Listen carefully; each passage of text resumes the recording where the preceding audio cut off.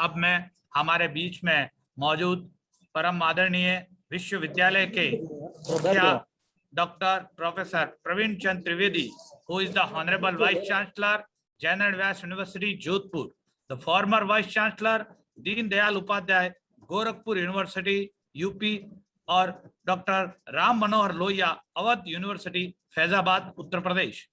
He worked as a postdoctoral fellow on the plant pathology at the USA. He has 40 years of the teaching and research experiences in the botany in the Department of Botany, University of Rajasthan, Jaipur. He has authored and edited more than 200 books on the various topics of science, which is a world record in the subject. साथ ही जब से विश्वविद्यालय में आपने कार्य ग्रहण किया है, उस दिन से लेकर वर्तमान समय तक कई प्रकार के नवाचार करके आप विश्वविद्यालय के न केवल शिक्षकों और शिक्षक गणों को और साथ में ही जो अशैक्षणिक कर्मचारी सहित हमारे विद्यार्थी वर्ग के अंदर आपने जो अमिट छाप छोड़ी है, आपका जो श्रेय, आपका जो कार्य करने का तरीका हम सभी को लाभान्वित हुए और विश्वविद्यालय को एक असीम ऊंचाइयों पर ले जाने में आप अपना सहयोग कर रहे हैं। उसी बात ही हम चाहेंगे कि आज के इस कार्यक्रम में भी आप हमें आशीर्वचन देवें और पधारें और अपना उद्बोधन देते हुए किस रूप से इस पर्यावरण दिवस के अवसर पर आगे की हम लोग गतिविधियां संचालित करें। आप श्रीमान के निर्देशानुसार आदरणीय प्रोफेसर प्रवीण चंद्र त्रिवेदी साहब। अंतरराष्ट्रीय पर्यावरण दिवस के अवसर पर गुरु जंबेश्वर पर्यावरण संरक्षण शोधपीठ जैन एंड व्यास विश्वविद्यालय जोधपुर द्वारा आयोजित 2 दिवसीय अंतरराष्ट्रीय वेबिनार के आज के मुख्य वक्ता पद्म भूषण एवं पद्मश्री डॉक्टर अनिल प्रकाश जोशी जी, आज के पुरस्कार प्राप्त विजेता मैडम डॉक्टर वंदना शिवाजी, श्री जादव पायेंग जी, स्वर्गीय सुंदरलाल बहुगुणा जी के पुत्र राजीव बहुगुणा जी एवं उनकी पुत्री मधु पाठक जी, इस कार्यक्रम से जुड़े सभी आमंत्रित वक्ता, अतिथिगण, विश्वविद्यालय के शिक्षकों, कर्मचारियों, छात्र व छात्राओं एवं मीडिया के साथियों, हमारे सभी आमंत्रित वक्ताओं, पुरस्कार प्राप्त करने वाले अतिथियों एवं समस्त वेबिनार के प्रतिभागियों का विश्वविद्यालय एवं मैं अपनी तरफ से स्वागत करता हूं एवं आभार प्रकट करता हूं कि आपने अपने व्यस्ततम समय से यह समय निकालकर हमें अनुग्रहित किया। जैसा कि आपको बताया जा चुका है, मॉरिशस गणराज्य के पूर्व राष्ट्रपति और पूर्व प्रधानमंत्री श्री अनुरुद्ध जगन्नाथ के असामयिक निधन की वजह से भारत सरकार ने आज 1 दिवस के राष्ट्रीय शोक की घोषणा की है और इसी कारण से आज हमारे मुख्यमंत्री जी, मंत्रीगण एवं विधायकगण इस कार्यक्रम से नहीं जुड़ पाए हैं। वेबिनार की गतिविधियां हम यथावत जारी रख रहे हैं और हम सभी श्री अनुरुद्ध जगन्नाथ जी के निधन पर हार्दिक संवेदना प्रकट करते हुए दिवंगत आत्मा को भावभीनी श्रद्धांजलि अर्पित करते हैं। मित्रों, प्रतिवर्ष की भांति इस वर्ष भी गुरु जंबेश्वर पर्यावरण संरक्षण शोधपीठ विश्व पर्यावरण दिवस पर एक वेबिनार आयोजित कर रहा है, जिसमें पर्यावरण से संबंधित सभी घटकों, विषयों तथा जलवायु परिवर्तन, जैव विविधता, जल संरक्षण, पर्यावरण प्रभाव, प्रकृतिनिष्ठ जीवन पद्धति, गुरु जंबेश्वर भगवान की पर्यावरणीय संदेश इत्यादि अनेक विषयों पर वैज्ञानिकों, शोधार्थियों द्वारा मंथन किया जा रहा है। साथियों, जैसा मेरे पूर्व वक्ताओं ने बताया कि किस तरह से पर्यावरण का क्षरण हो रहा है और किस तरह से जब हमारी पृथ्वी बनी थी तब यहाँ पर 600 करोड़ हेक्टेयर भाग में वन था, जो आज सिमट कर 40,000 हेक्टेयर में रह गया है। और इसकी वजह से हम देख रहे हैं कि हमारी जैव विविधता लगातार नष्ट हो रही है। आपको जानकर आश्चर्य होगा कि जो हमारे वैज्ञानिकों ने बताया है कि प्रति घंटा मैं बात कर रहा हूँ, 5 से 7 जातियां इस पृथ्वी से लुप्त हो रही है। और आप कल्पना करो, आज वो जाति पृथ्वी से लुप्त हो रही है जो एड्स का इलाज करती, कैंसर का इलाज करती और या कोरोना का इलाज करती। तो आप इसकी महत्ता समझिए राष्ट्रीय वन नीति के अनुसार 33% वन क्षेत्र होना चाहिए, लेकिन करीब करीब 11% भाग में हमारे देश में वन है। जब पृथ्वी बनी थी तो प्रति व्यक्ति 400 पेड़ विश्व के अंदर माने जाते थे, लेकिन भारत के अंदर आज केवल 28 पेड़ प्रति व्यक्ति रह गए हैं। और लगातार इनका भी हम देख रहे हैं कि किस तरह से जंगल काटे जा रहे हैं। और हम लोगों ने, खासकर मनुष्य ने, अपने स्वार्थ के कारण इस प्रकृति का दोहन किया और जल, जंगल और जमीन को हमने इतना दूषित कर दिया है कि पानी हमारे पीने योग्य नहीं रहा है, जंगल हमने काट दिए हैं और हमारी जमीन ऊसर हो गई है। पेस्टिसाइड, फर्टिलाइजर का उपयोग करके हमने उसको नष्ट सा कर दिया है। ये सब गलत शिक्षण का भी परिणाम है। और आज जहां हम बात कर रहे हैं, हमारे पूर्व वक्ताओं ने भी बताया कि 15वीं शताब्दी में गुरु जम्बो जी ने इस पर्यावरण की महत्ता बताई और 29 नियम जो सूत्र उन्होंने बताए वो आज भी उतने ही आवश्यक हैं, ज्यादा आवश्यक हैं, क्योंकि उस समय शायद इतना पर्यावरण का क्षरण नहीं हुआ था। और 1730 में जब जोधपुर के राजा जय सिंह ने यहाँ के व्यक्तियों को, उन्होंने सोचा कि हम महल बनाएंगे, तो यहाँ के राजा के आदमियों को खेजड़ली गांव में भेजा, क्योंकि उनको चूना बनाना था महल बनाने के लिए। तो लकड़ी को काट करके लाओ, तो सबने कहा साहब खेजड़ली गांव में बहुत सारे पेड़ हैं। लोग गए और वो जब पेड़ काटने लगे तब अमृता देवी और कई और महिलाओं ने ये आवाज सुनी कि पेड़ कट रहे हैं, तब वो बाहर आ गए और पेड़ों से लिपट गए। और वो पहला चिपको आंदोलन 1730 की घटना है। और उस समय जब उन लोगों ने कहा कि हम, तुम पेड़ नहीं काटने दोगे तो हम तुम्हारा सर काट देंगे, क्या वाक्य बोला था वो मेरे दिल से निकल रहा है कि सर साटे रुख बचे तो भी सस्तो जान, सर कटने पर यदि पेड़ बचता है तो ये सस्ता सौदा है। इतना बड़ा पर्यावरण का संदेश आज तक किसी ने नहीं दिया, लेकिन आज हम लोग अपने स्वार्थ के कारण, मनुष्य नहीं रहा है। मैं तो कहता हूं कि संसार सुरभित और पावन हो जाएगा आदमी जब आदमी हो जाएगा।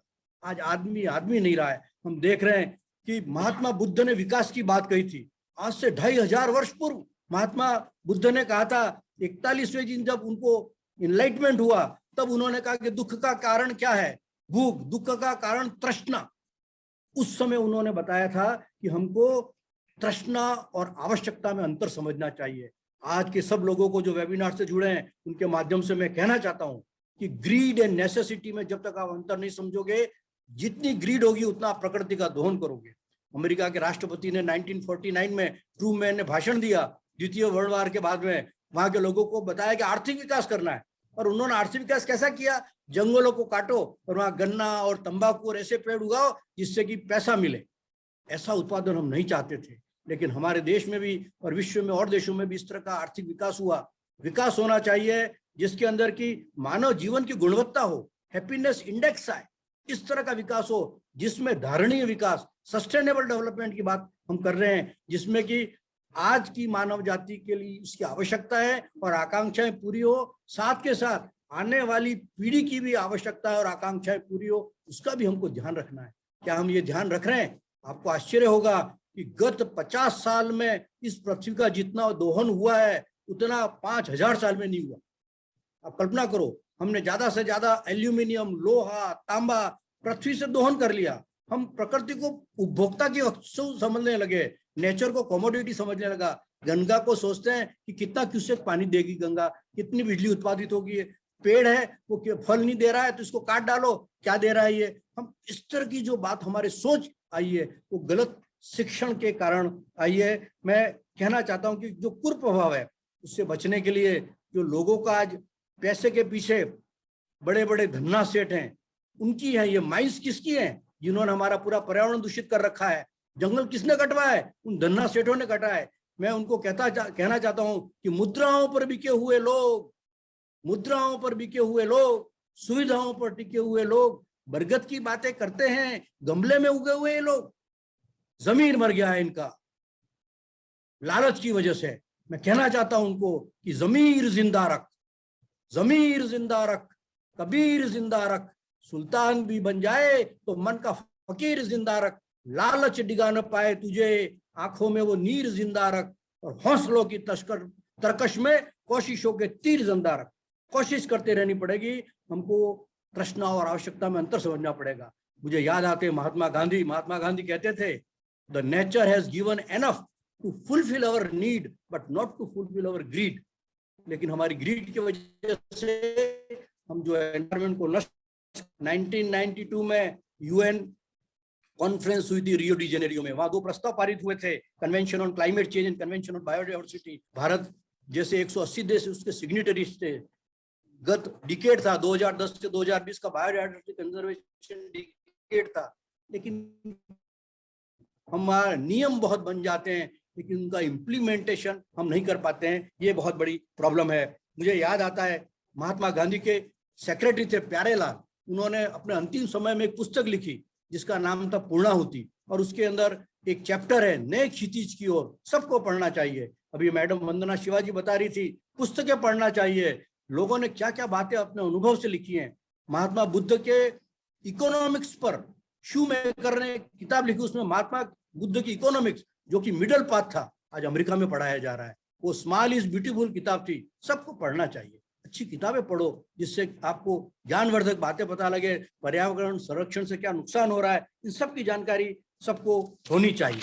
मैं पॉलिसी मेकर्स के बारे में, कंजर्वेशन कैसे किया जाए बायोडाइवर्सिटी का, 4 कंपोनेंट है। एक तो है पॉलिसी मेकर्स, हर देश पॉलिसी बनाता है, हमारे वाटर कंजर्वेशन एक्ट है, फॉरेस्ट एक्ट है, वो एक्ट है, हजारों नियम बनाए, लेकिन उसको इम्प्लीमेंटेशन करने वाले जो हैं वो प्रॉपर नहीं कर पा रहे हैं। पॉल्यूशन बोर्ड बना हुआ है लेकिन वहीं के लोग ऑफिसर पैसा खा करके सर्टिफिकेट दे देते हैं, कि क्या मतलब है ऐसी पॉलिसी बन करके उसका क्रियान्वयन नहीं हो, ये बहुत बड़ी बात है। दूसरा सबसे बड़ा रोल सोसाइटी का है। आज हम विष्णु कम्युनिटी को क्यों इतना सम्मान देते हैं, क्योंकि उन्होंने पेड़ की रक्षा के लिए, जानवरों की रक्षा के लिए जो 29 सिद्धांत है जम्बोश्वर के, उसमें 2 सिद्धांत ये थे, उनका पालन करते हैं। और उन्होंने बता दिया कि इनके बिना हम नहीं रह सकते।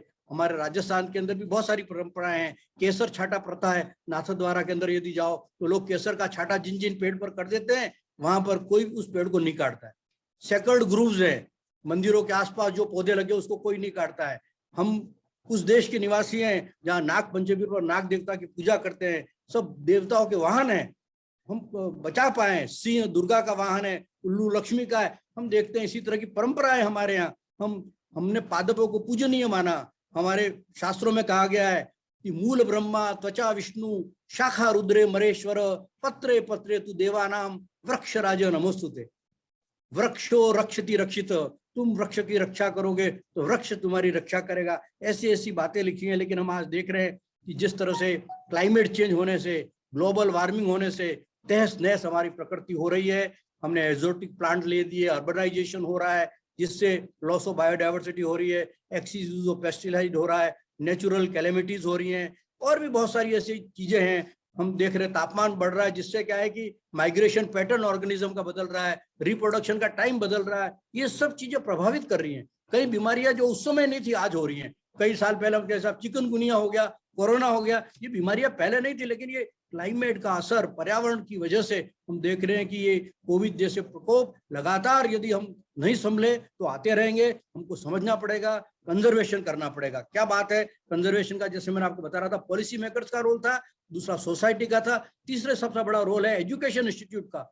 सुप्रीम कोर्ट को इंटरव्यू करना पड़ा और उन्होंने कुछ सालों पहले एनवायरमेंट का पेपर कंपलसरी कर दिया हर विश्वविद्यालय में, ताकि हर बच्चा पर्यावरण के बारे में जानकारी ले और समाज को संदेश दिया जाए हम संस्थाओं के माध्यम से। और चौथा बहुत इंपॉर्टेंट विभाग है जो फॉरेस्ट डिपार्टमेंट है, जिनका काम है पेड़ लगाना, पेड़ों को रक्षा करना। लेकिन मुझे दुख है इस बात का कि हमारे देश के अंदर जिन राइट प्लेस पर रॉन्ग आदमी जहां जहां बैठ गया है, उस देश का, उस संस्था का सत्यानाश हो गया है।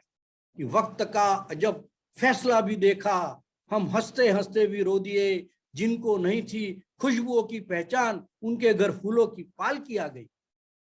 अजीब दस्तूर है जमाने का, जमाने वालों, मजबूर को और भी मजबूर किया जाता है, और जिनको आता नहीं गुलशन का हकीकी आदाब, उनके हाथों में चमन सौंप दिया जाता है।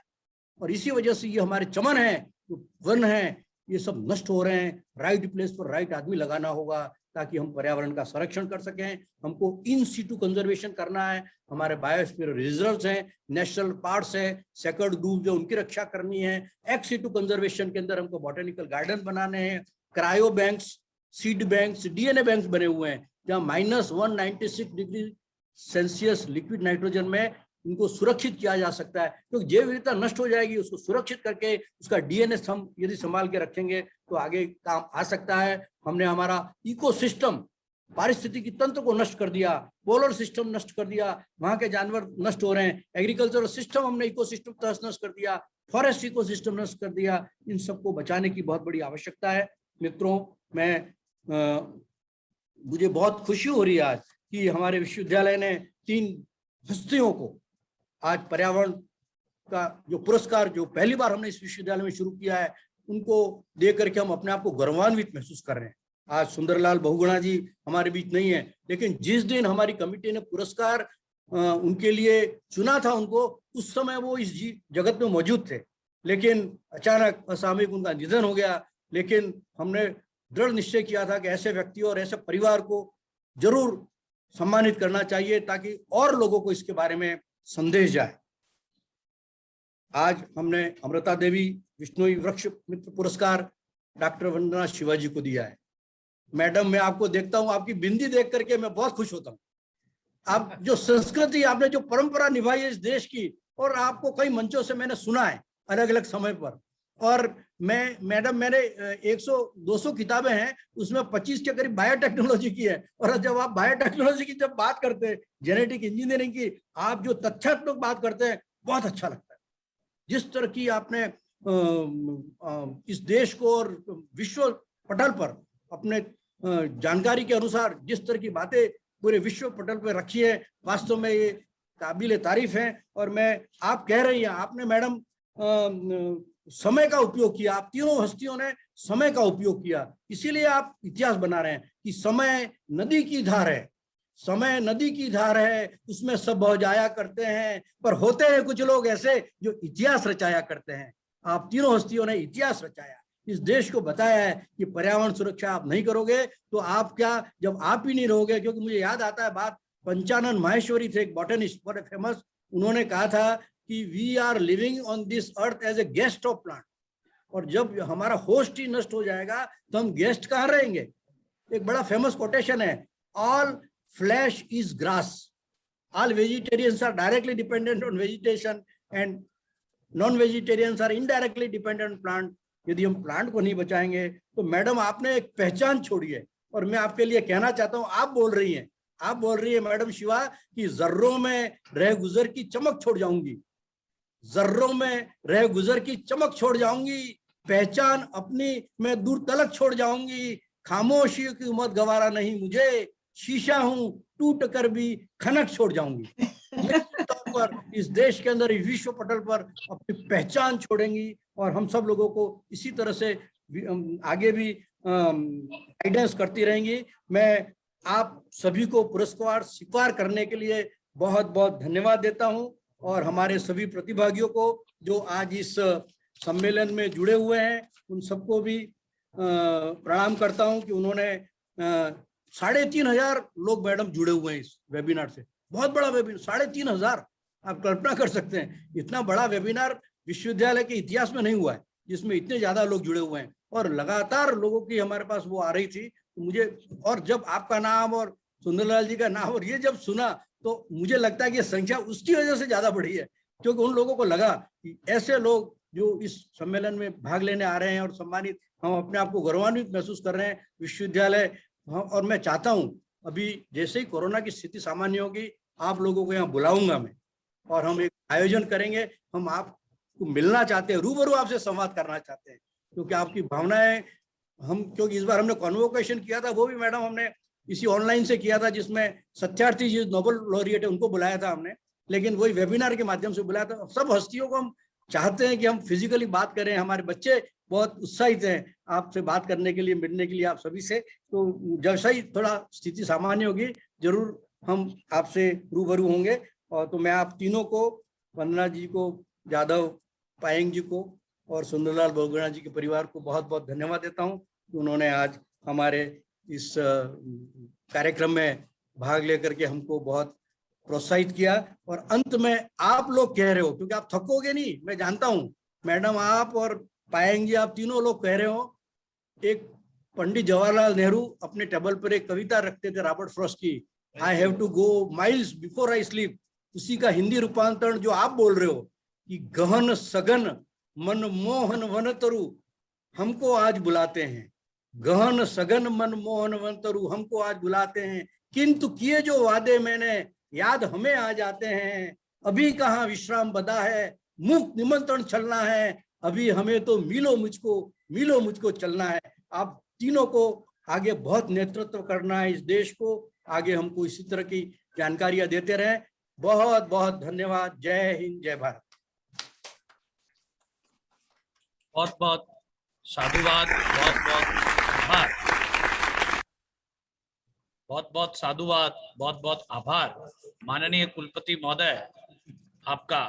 आपके आशीर्वचन से हम लोग नियमित रूप से इसी प्रकार के आयोजन, इसी प्रकार के कार्यक्रम, जिससे कि इस विश्वविद्यालय का नाम आगे बढ़ता रहे और इसके विकास में हम भागीदारी बने। जैसा कि आपने कहा, कभी हमारी संस्कृति में एक घोंसले में समूचा विश्व की परिकल्पना थी, तब हमारा आदर्श वाक्य था यत्र विश्वम भवति एकनिडम, और वृक्षों के प्रति वेदों में भी इस प्रकार का तर्क किया है, यस्मिन वृक्षे सुपलाशे देवे संबिपते यमः, अर्थात इस सुंदर पत्तों वाले वृक्ष में सबका नियामक यम देवता सहित निवास करता